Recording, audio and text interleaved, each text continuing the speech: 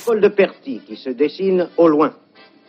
En tête, Gimignani sait très bien qu'il lui faut profiter au maximum de cette occasion. Il a des coéquipiers, des amis fidèles autour de lui, tels Dotto dans un grand jour qui passe ici en tête au sommet du premier col de Perty.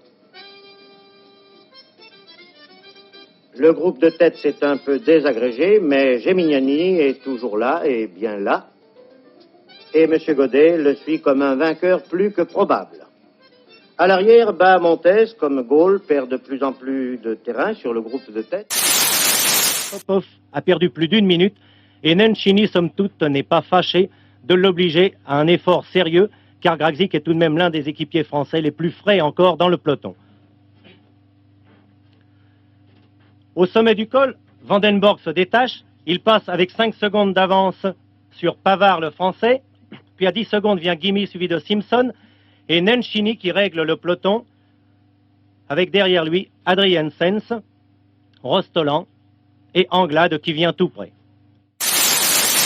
Voici les premières pentes du col de Perty qui est classé en 3e catégorie.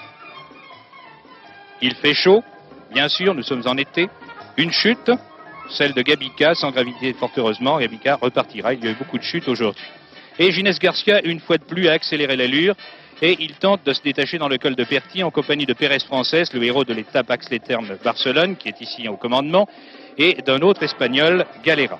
3 Espagnols appartenant à 3 équipes différentes d'ailleurs, mais Gimondi veille, il a toujours son maillot jaune, bien que ne précédant Poulidor que de 34 secondes, et il entend le défendre jusqu'au bout.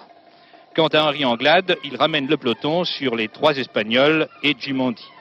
Autant dire que cette offensive, comme les précédentes, n'a rien donné. À l'arrière, pourtant, un drame commence à se jouer.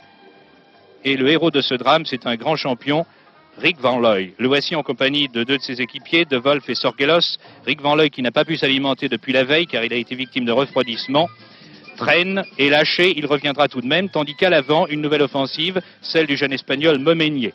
Momenier qui appartient à la même équipe que Jiménez, qui aujourd'hui s'est réservé vraisemblablement pour demain, pour le Vars et l'Isoire. Momenier passera en tête au sommet du col de Perty, avec une avance assez appréciable sur la tête du peloton. Momenier qui va tenter lui aussi de Perty, 2e catégorie, Cagnada franchit la ligne devant Aerts, Fedrigo et Comesso. Le peloton est pointé à 5,35.